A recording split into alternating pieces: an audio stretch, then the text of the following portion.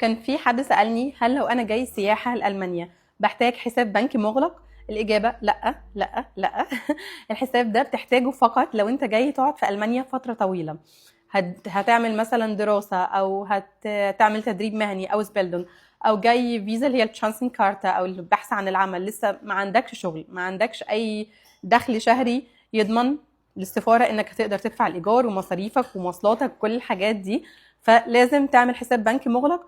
وده هبقى اعمل عنه فيديو تاني، ايه شروطه وايه يعني مواصفاته والمبلغ المفروض يتحط فيه، هيبقى في فيديو منفصل. ولكن في السياحه مش مطلوب منك ده. ايه المطلوب منك؟ المطلوب منك انك تقدم حاجه من اتنين.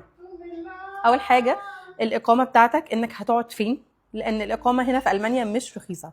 اولا الاقامه عشان تقعد في مكان اوتيل مثلا ممكن 100 يورو، على حسب طبعا كل مدينه، على حسب السيزون اللي انت مسافر فيه، فالسعر بيختلف، ولكن يعني خلينا نقول افريج 100 يورو.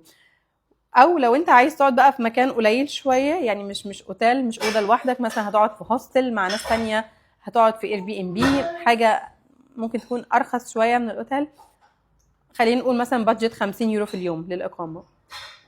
فالاقامه لوحدها لو انت يعني هتقعد في المانيا ليها مبلغ، يعني في الشهر زي ما قلت ممكن يبقى 3000 يورو او 1500 يورو حد ادنى. فلازم تقدم حاجه تثبت انت هتقعد فين، فدي اول متطلب منك. دي ممكن تعملها بحاجه من اتنين، يا اما انت جاي هتقعد مع نفسك يعني على حسابك في فندق او ايا كان في هوستل او في اير بي ام بي، او ان انت هتقعد عند حد. طبعا لو هتقعد عند حد فاكيد ده هي يعني يقلل المصاريف عندك بشكل كبير، وهيقلل المبلغ اللي هيبقى مطلوب منك في البنك ستيتمنت. دي الحاجه رقم 2 اللي هتبقى مطلوبه منك، انك تقدم كشف حساب.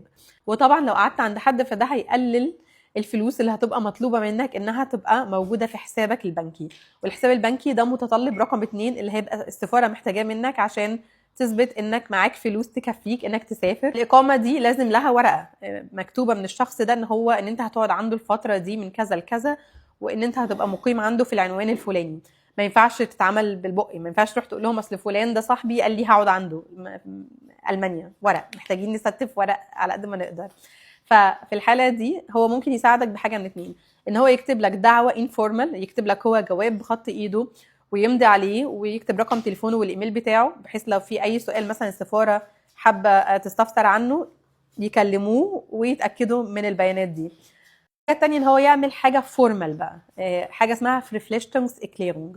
ده مستند رسمي بيطلع من مكتب الاجانب، اللي بيبقى فيه بيانات الشخص اللي هو الهوست اللي انت رايح تقعد عنده، وبياناتك انت والفتره اللي انت هتقعدها عنده، والعنوان ايه اللي هتقعدوا فيه انتوا الاثنين مع بعض.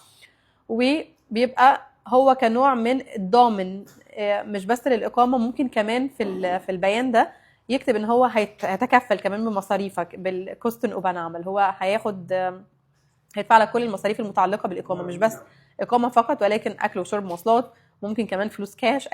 في فليشنجز اكليرونج دي ليها شروط وليها مواصفات، وهعمل عنها فيديو كامل لوحده مش مكانها هنا، ولكن هي المستند اللي بيقدمه لك الشخص الهوست ده بطريقه فورمال. وده بيتهيألي افضل، يعني لانه زي ما قلت مش بس بيبقى فيه ان هو ان انت رايح تقعد عنده خلاص كمحل اقامه، ولكن بتقدر تكتب فيه كمان الحاجات التانية، زي ان الهوست ده هيكون متكفل بكل حاجه. والحاجات دي بتبقى بوزيتيف بوينت، بتبقى حاجه كويسه، وخصوصا لو هتقدم حساب بنكي ما فيهوش مبلغ كبير قوي قوي، بتقلل العبء بتاع الحساب البنكي. يعني مثلا لو انت محتاج 300,000 جنيه عشان تغطي اقامتك في الفتره اللي هتقعدها دي، فبورقه زي دي هي بتبقى مش بس الاقامه، هي بتبقى كمان ضامن مالي، فبتقلل الليميت بتاع الحساب البنكي. مش لازم تحط مبلغ كبير قوي عشان تغطي الاقامه دي، لان اوريدي فلوس الاقامه وفلوس اكلك وشربك هتكون مدفوعه من حد تاني عشان تضمن ان الفيزا بتاعتك هتتقبل. وبس كده، اكتبوا لي في الكومنتس لو حابين تعرفوا اي تفاصيل عن سواء فيزا سياحه او دراسه او شغل في المانيا. وان شاء الله هعمل فيديوز كتيره جدا جايه عن انواع الفيز المختلفه دي والفرق ما بينهم وشروطهم عشان نضمن القبول فيهم. بس كده. تشاو.